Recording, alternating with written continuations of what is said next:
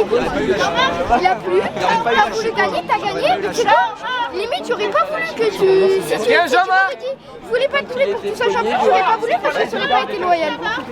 Là tu m'as doublé, t'as été plus fort que moi, bah c'est bon. Ah bon, attends, on sait pas, on n'a pas les résultats encore.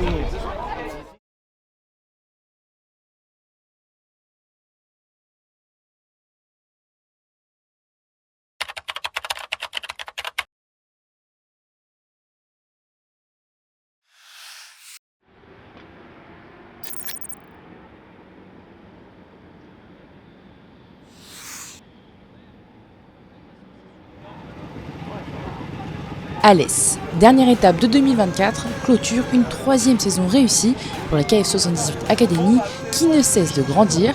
De 3 à 17 pilotes en quelques années, cette évolution fait ressortir une émulation et adversité naturelle.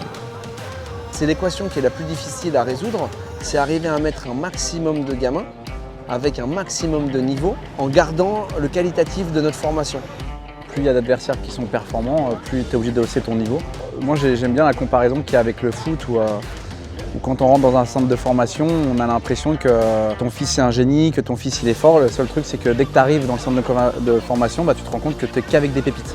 Et pour sortir un joueur dans un centre de formation, c'est que vraiment il a fait la différence par X ou Y option. Mais c'est vraiment le fait de voir le danger arriver partout. Et plus on aura d'adversité, nous en France et au sein de la KF Academy, plus ils seront prêts à accepter cette adversité. En Espagne, ils ont compris.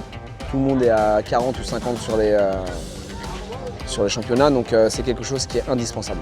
L'adversité est la meilleure chose pour progresser.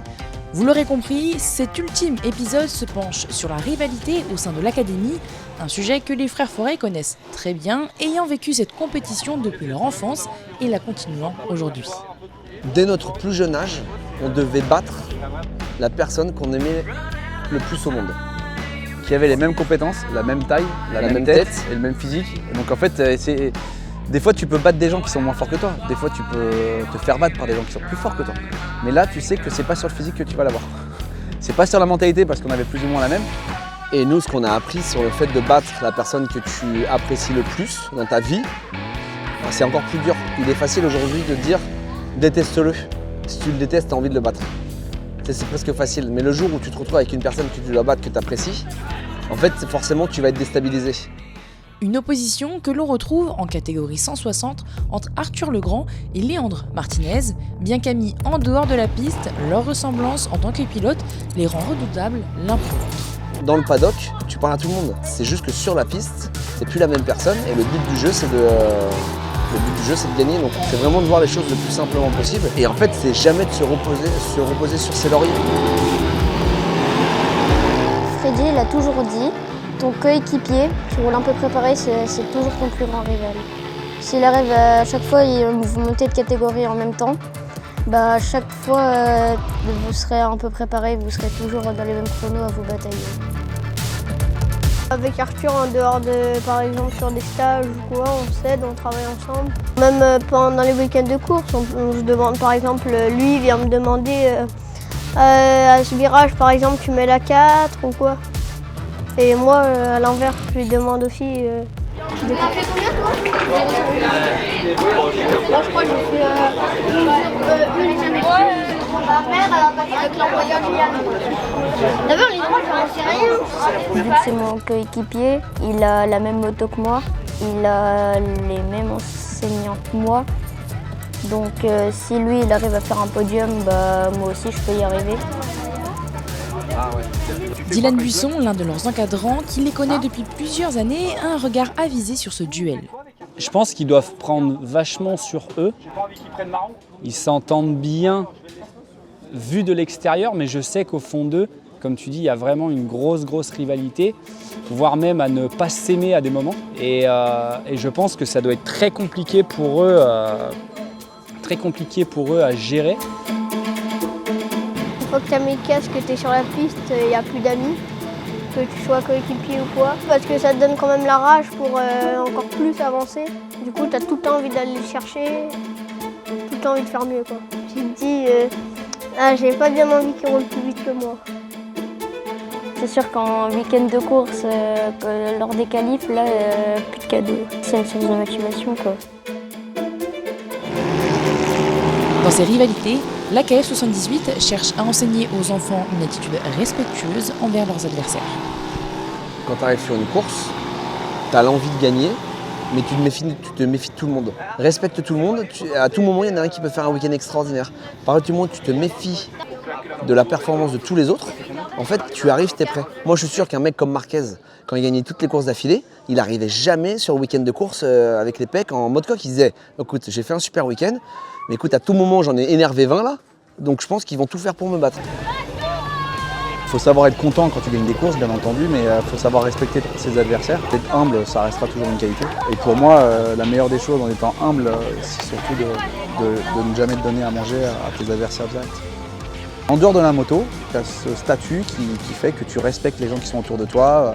C'est pas parce qu'il y en a un qui a fini derrière toi qu'il est plus mauvais, c'est simplement que ce jour-là, il était moins bon, mais de respecter toute cette procédure quoi, qui, pour moi, elle semble très importante, surtout pour des enfants. Et tout est lié. En restant modestes, ils seront amenés à toujours donner le meilleur d'eux-mêmes.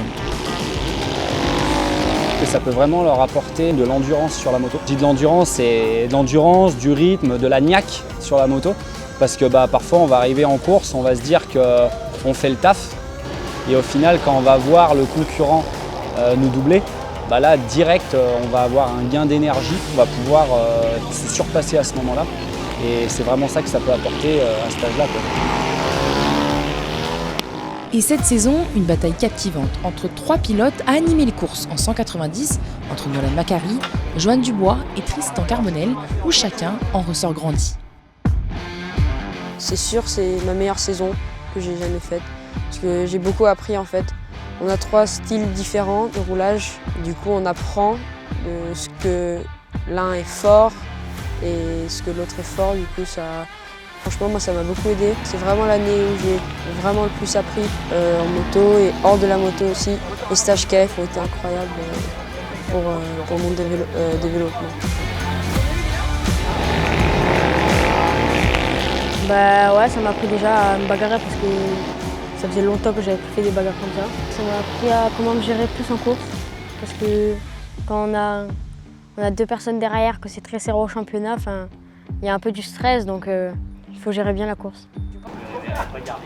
C'est un peu plus dur que les autres saisons parce que les autres saisons, il y avait un peu moins de niveau, entre guillemets. Et en plus, là, j'ai eu le problème en début de saison au Mans, donc j'ai dû rattraper.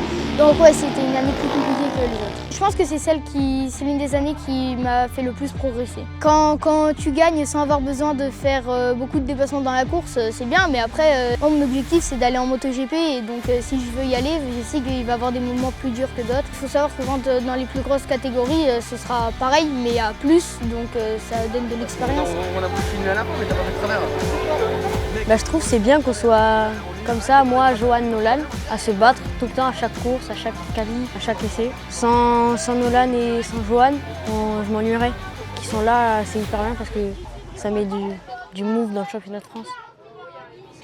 En arrivant à Alès, Nolan a 6 points d'avance sur Johan et 15 points sur Tristan. Rien n'est joué pour le numéro 25, venu du Qatar. Et comme pour Arthur et Léandre, ces 3 pilotes sont à la fois amis et rivaux, mais cela ne les déstabilise pas pour autant. Mes parents m'ont posé la même question parce qu'ils trouvent ça quand même un peu bizarre. Parce que sur la piste, jamais on se fait un cadeau, mais hors de la piste, on est meilleurs potes et tout. Mais c'est pas la mentalité, on doit se rentrer dedans ou se faire mal. Tu vois, si on double, on doublera proprement et on fera d'une façon simple.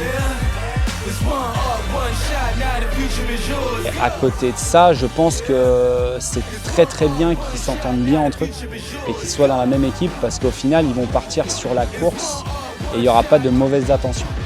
Ce sera vraiment l'envie de gagner, l'envie de bien faire, mais tout en ayant du respect avec son copain sur la piste. Et ça, je trouve que c'est génial pour une finale.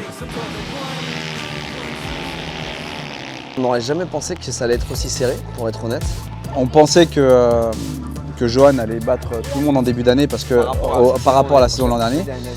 Nolan, après on s'est dit c'est peut-être lui qui peut faire quelque chose de bien parce que par rapport à son physique, je pense qu'il peut avoir un petit truc en plus, sauf qu'en fait on s'est fait surprendre, c'est Tristan qui a dominé et qui s'est adapté le plus vite et qui a réussi à faire des choses incroyables.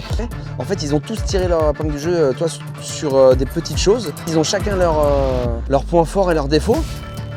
Au fil de la saison, les 3 pilotes ont appris à mieux se connaître, intensifiant ainsi leur duel et poussant chacun à progresser. Ils sont peut-être pas encore capables d'analyser vraiment leur adversaire et de savoir quels sont vraiment les défauts et les qualités. Et nous, on les aide, on les dirige. Quand on connaît les qualités de chacun et les défauts de chacun, quand je vais aller voir Nolan et qu'il doit battre par exemple Tristan, je vais lui sortir les défauts de Tristan, et quand je vais aller parler à Tristan pour Nolan, je vais sortir... nous, on va les aider pour qu'ils poussent sur la chose dont il est plus difficile. Cependant, les coachs respectent leur travail en ne dévoilant pas tous les détails. C'est que maintenant, quand il y a un pilote qui vient nous voir et qui a trouvé quelque chose de nouveau, qu'il l'a trouvé seul par sa réflexion, on a dit qu'on le garderait pour lui. C'est son secret à lui. Nous, on est au courant, mais on ne va pas partager. Par contre, si on amène une information, on l'amène au 3 ou au 6. Une demi-seconde au deuxième. Parce que c'est sur la partie, mais par contre, je suis sûr que si vous roulez avec lui dans les épingles, vous roulez comme lui. Je suis sur Nolan Tristan, je suis le 3e et je perds un 10e sur le 2e. Mais par contre, sur la vitesse de passage...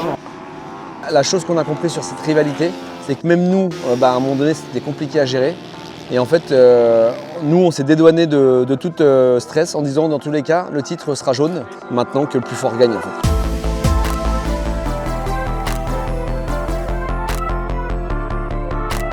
Ce titre-là, c'est encore une fois qu'une étape pour la suite. La phrase qu'on dit de plus en plus à l'académie, c'est quand tu gagnes une course, c'est une étape supplémentaire à ta carrière. Quand tu perds une course, c'est une opportunité de plus à apprendre quelque chose. Et comme si la pression d'une finale ne suffisait pas à leurs jeunes âges, la pluie viendrait compliquer la donne, pouvant influencer le résultat. Alors ça peut changer beaucoup de choses dans les deux sens. Tu peux être leader du championnat et là tu arrives sous la pluie, t'es pas à l'aise et au final tu fais un week-end catastrophique. Le problème c'est que toi, tu as moins confiance en toi que moi j'ai confiance en toi. Okay, et confiance en toi. Fais ce que tu fais d'habitude.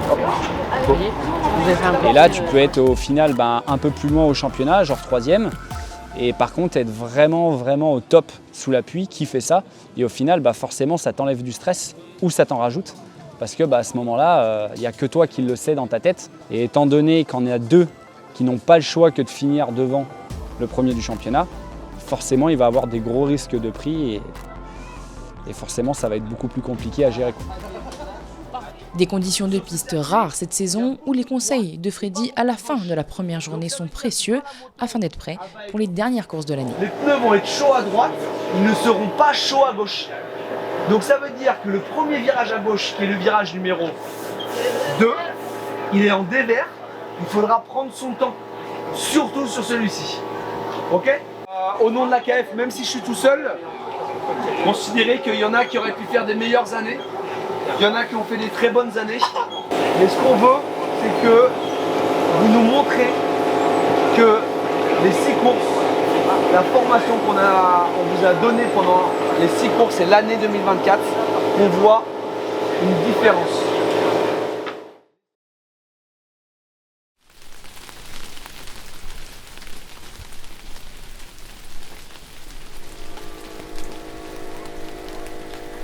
Sans surprise, la météo fait des siennes pour la finale. On monte donc les pneus pluie et on écoute les dernières consignes avant le premier rendez-vous de la journée, les qualifications. C'est le deal. Le but c'est de rester sur la moto. D'accord ? Vous avez tous appris à redémarrer les motos ? Non, oui. Moi, oui. Là c'est le moment d'apprendre à redémarrer les motos les gars, parce que si ça tombe il faut monter sur la moto, il faut repartir. Ils vont commencer à doubler tout vos produits. C'est pas la peine de doubler trop vite. Ça arrive à tomber non. Gardez votre calme, d'accord ? Toujours garder ce calme sous la moto. Ok ? Mais tout ce que vous faites sur l'angle, il faut le faire tout doucement. Sinon, qu'est-ce qui va se passer ? Vous allez faire un tête à queue direct. Pourquoi ? Parce que le pneu arrière, il chauffe pas. On va rentrer dans les virages, mais on doit toujours rentrer en mode je vais tomber. Si vous dites ah c'est bon, mon pneu il est chaud, je peux y aller, je vous explique direct, ça fait 3 virages et vous êtes par terre. Donc prenez votre temps. Et sur la mise sur l'angle, ne prenez jamais confiance. La mise sur l'angle, vous avez bien compris, c'est pas l'angle, c'est la mise sur l'angle. Et sinon, bon courage. Moi c'est dans ces moments-là que je suis content d'être plus être pilote, je vous le dis.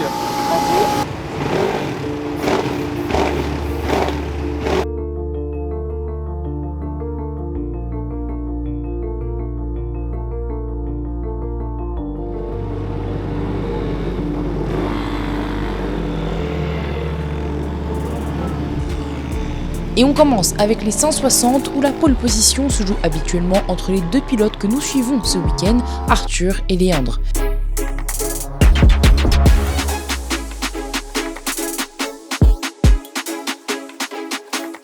C'est sous le regard attentif des pilotes 190 que le numéro 8 et 55 ont chassé le meilleur chrono. Au cumulé des deux séances, c'est Arthur Legrand, le plus rapide de la catégorie pour la dernière manche. Léandre Martinez signe lui le 3e meilleur temps à Alès.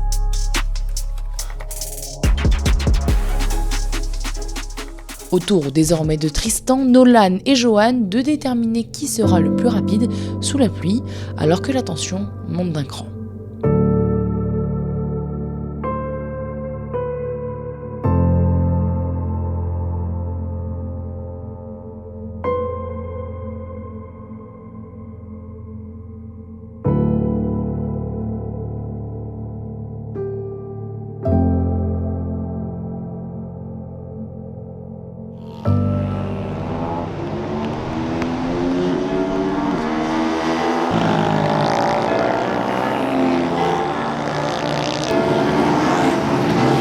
Et si chacun a un temps établi le meilleur chrono, c'est Johan Dubois qui décroche la pole position malgré une deuxième séance écourtée par un high side. Heureusement, le plus rapide lors de la première session, le numéro 8 a sécurisé ses chances de partir le plus haut sur la grille. Derrière lui, Tristan Carbonel vient compléter la première ligne de cette finale avec le 3e temps au cumulé des séances. Nolan Magari n'est pas des plus à l'aise sur le mouillé, le numéro 25 se qualifie en 4e position. Le jeu là, c'est finir la session. Et à la fin, tu vas chercher. Là, j'ai fini la session. Là. Voilà, tu finis la session, là t'es un peu trop ralenti, mais à l'avant, t'as vu, tu redescendais toi. C'est ce qu'il faut refaire, chauffer ton pneu. Et là, dites-vous bien que quand vous allez partir avec 0 grip. Parce que le pneu il sera température sur la grille de départ, on va pas mettre, on va pas mettre les couvertures et tout parce que vous allez faire 2 tours à l'arrêt, donc là ça sert à rien. D'accord? Donc c'est vraiment en mode PLS. Bon, bah voilà. Bon, un peu chaud, il t'a dû te le dire Kelly, on ne te répète pas. 3-1 dans le premier tour, 2 secondes plus vite que tout le monde. Allez, va te reposer, t'as 2 courses mon gars. Dans l'attente. Allez. Johan, il reste du tiramisu finalement. Je n'ai pas mangé tel quel. Il est tombé? Hein? Non, il n'est pas tombé, il a brûlé.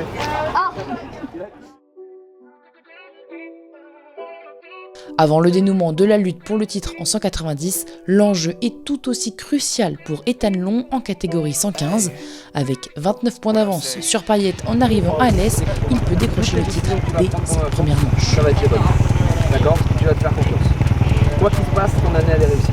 D'accord? Tu as fait une super année. Donc là, juste amuse-toi, réfléchis et tu vas déclarer, ok? Allez mon gars, amuse-toi.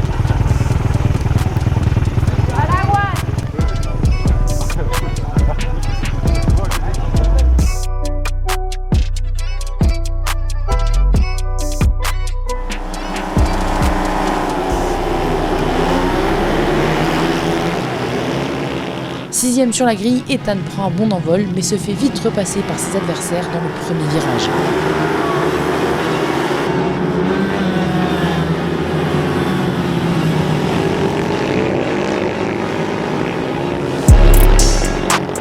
Son coéquipier Milan Marquez bataille lui avec Lucas-Émile Payette pour la première place, mais le 95 part à la faute, faisant élargir un autre pilote de l'académie, Victor Lespinasse.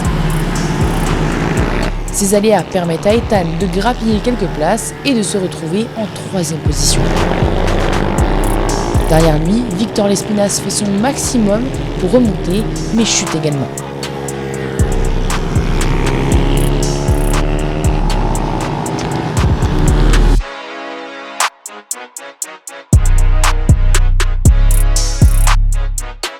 Ethan Long est désormais le seul de la KF78 à être encore sur ses roues. Deuxième, le jeune pilote ne prend pas de risque, temporise et assure les points.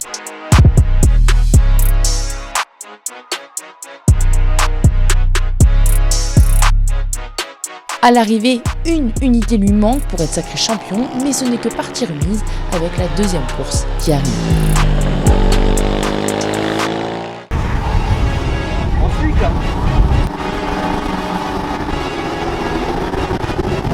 C'est sur le sec que cette deuxième manche se déroule et Ethan effectue un début de course similaire à la précédente. Victor Lespinasse part lui à la chasse de la première place, suivi par le 95 Milan Maltese.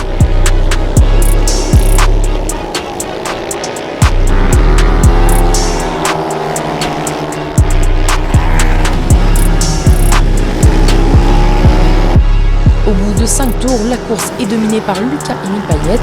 Ethan Long pointe lui en 4e position, une place suffisante pour être titré. Devant, la bataille pour la deuxième place s'intensifie avec Maltese qui passe l'Espinasse et conserve son avantage. Pour lui aussi, les positions sont restées telles quelles. Ethan termine 4e avec le titre de champion de France mini au GP 115 à la clé pour sa première saison au sein de la KF78 Academy. Bravo. Bravo. Bravo.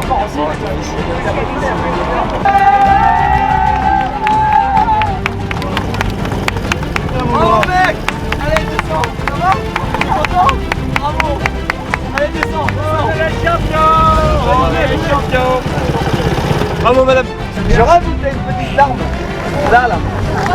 Ah d'accord. C'est un moustique. C'est un moustique. Maman, ça va? Ouais, ça va. C'est bon? Ça va mieux? Ça retombe. Ah ouais.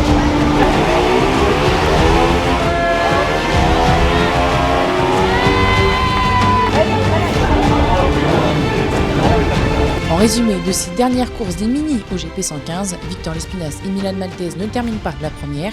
Ethan Long monte lui sur la deuxième marche du podium.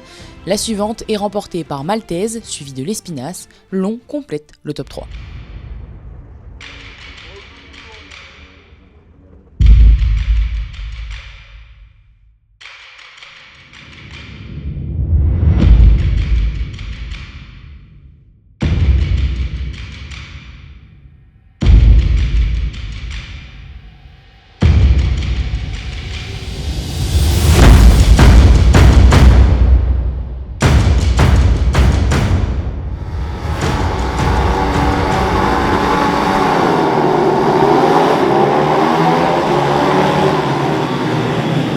Place au 160 avec Arthur Legrand, premier sur la grille.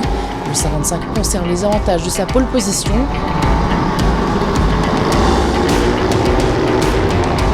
Le temps du premier tour, puisqu'il se fait dépasser par Adam Trojanowski et son coéquipier et rival, Leandro Martinez. Il est alors troisième.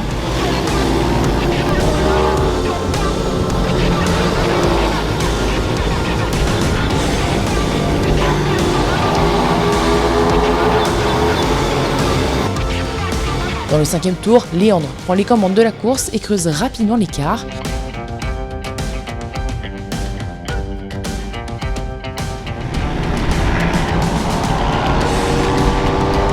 Le numéro 8 se dirige vers sa 6e victoire de la saison.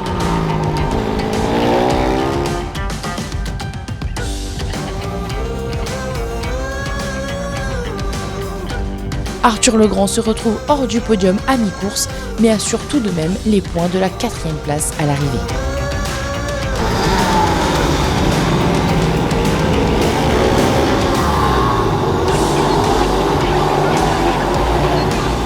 La manche suivante se déroule dans des conditions plus humides et c'est Arthur qui en tire profit dès les premiers instants.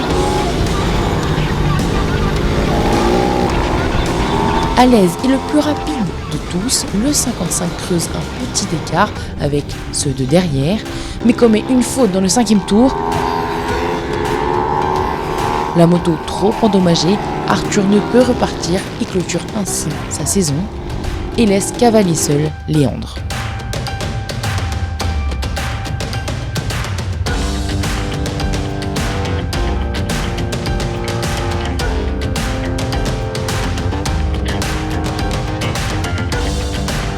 Déjà titré lors de la manche précédente au muret, Léandre Martinez ne faiblit pas dans ces conditions et s'impose pour la deuxième fois ce samedi dans les Cévennes.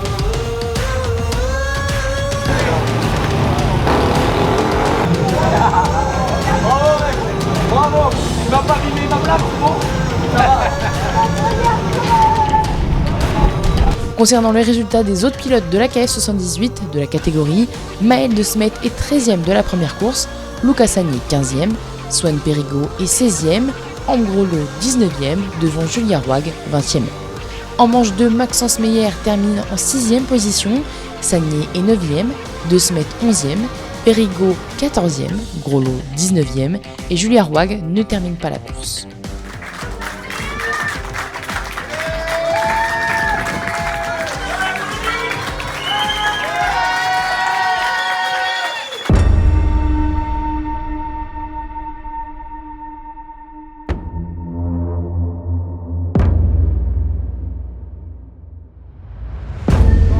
Pas plus, pas moins, tu respectes les gens. Tu as fait une super saison. Maintenant, adopte le boulot.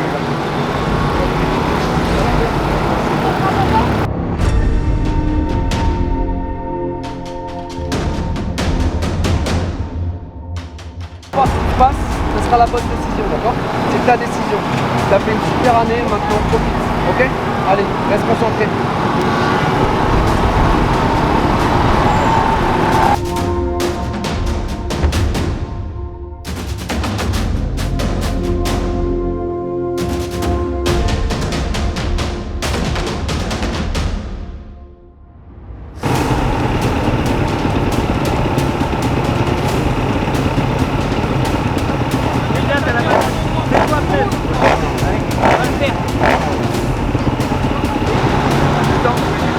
Ça fait le boulot toute l'année, d'accord? Maintenant, c'est toi le boss, c'est toi qui gères. Ok? On te fait confiance et amuse-toi. Ok?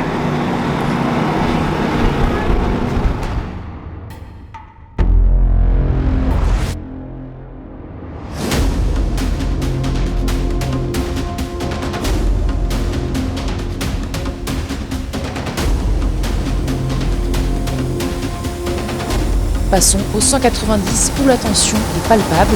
Johan Dubois, remis de sa chute du matin, prend un très bon départ et conserve sa première place.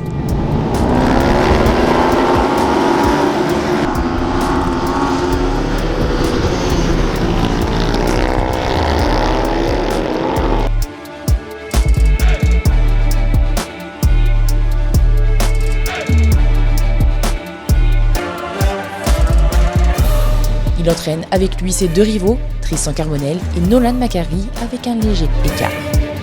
Peu à peu, le numéro 25 revient sur le numéro 2, il parvient à le dépasser à mi-parcours, il se lance à la chasse de Johan qui dispose d'une petite avance. Stratégique, Nolan passe Johan dans le dernier tour et empoche les points précieux de la victoire. Du côté de Dubois, deuxième, la pilule est difficile à digérer. Tristan est quant à lui troisième. D'avoir répondu au bon moment, c'est exactement ce qu'il fallait. Franchement, c'est très bien fait, c'est très bien fait, bravo, félicitations. Bravo. Ouais, ça arrive. Allez Johan, allez Johan, t'as tout donné, t'as pas à regretter, t'as tout donné quoi. Allez, sois fort, allez, sois fort, il reste une course, n'abandonne pas, il reste une course. Mental. Ouais.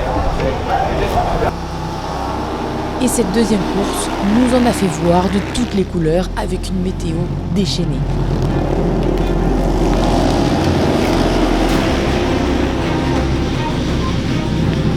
Johan Dubois, leader, ne peut cette fois-ci s'échapper au vu des conditions.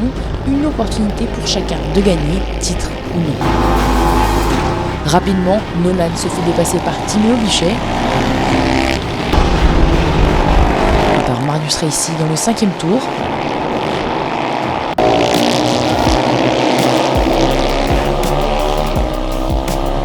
En l'état actuel des choses, et si les positions ne bougent plus, c'est Johan qui serait sacré champion.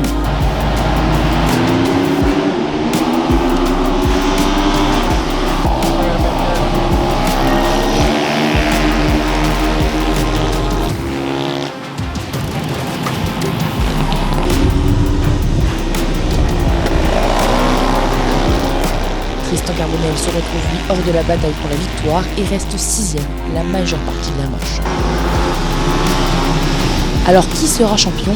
Impossible de le dire tant les pilotes tentent de se dépasser.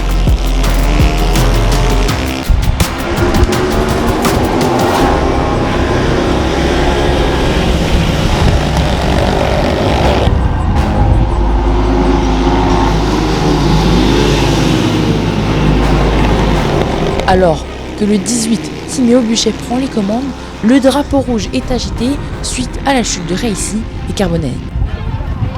L'incertitude plane quant à la reprise ou non de la course ou bien de son résultat final. Papa, il y a un problème.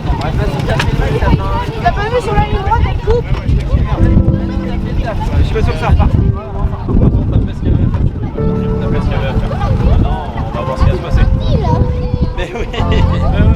Tour d'avance et je pense qu'ils vont prendre le tour où Timéo est passé en tête. Ouais, voilà. Ah ouais? Moi je pense que pour le moment c'est toi qui es champion. Mais on s'avance pas. Vous avez fait une course. C'était magique. C'est dommage que ça se termine comme ça. Et tu me doublais un tour après, j'étais fatiguée. Et comme ils sont tombés. Mais non, mais c'est bon, t'inquiète. Il a plu, t'as voulu gagner, t'as gagné, mais tu là, limite, j'aurais pas voulu que tu... Si tu je voulais pas te tuer pour que tu sois champion, j'aurais pas voulu parce que ça aurait pas été loyal. Quoi? Bon après, ça va, j'ai bien fait gêner par un retardataire, mais bon, c'est comme ça, tu vois. Là, tu m'as doublé, t'as été plus fort que moi, c'est pas c'est bon. Ah bon, attends, c'est bon, on n'a pas les résultats encore. Allez, on part fermer s'il vous plaît. Enfermé. Les champions. C'était en fait avec le moto qui est en panne maintenant. Non, j'ai vu toi. Putain, franchement. Le scénario. Bravo les gars. Bonne saison. C'est champion.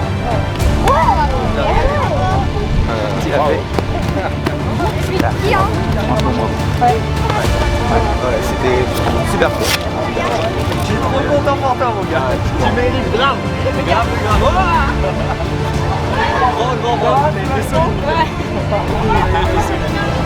Franchement les gars, même si c'était vraiment dur, vous nous avez régalé. Et Marius qui était on fire là. Même Timéo, c'est que vous n'avez pas fait de cadeau. Et que sur la piste, c'est sur la piste. Ça j'ai adoré. À propos des résultats des autres pilotes KF de la catégorie, en manche 1, Giulia Foni passe le damier 4e, Marius Racing est 6e devant Timéo Buchet 7e. La course suivante est bel et bien remportée par Timéo Buchet, Dubois termine 2e devant Nolan 3e, Carbonel est tout de même classé 4e et Giulia Foni finit 6e. Le numéro 25, Macari Nolan.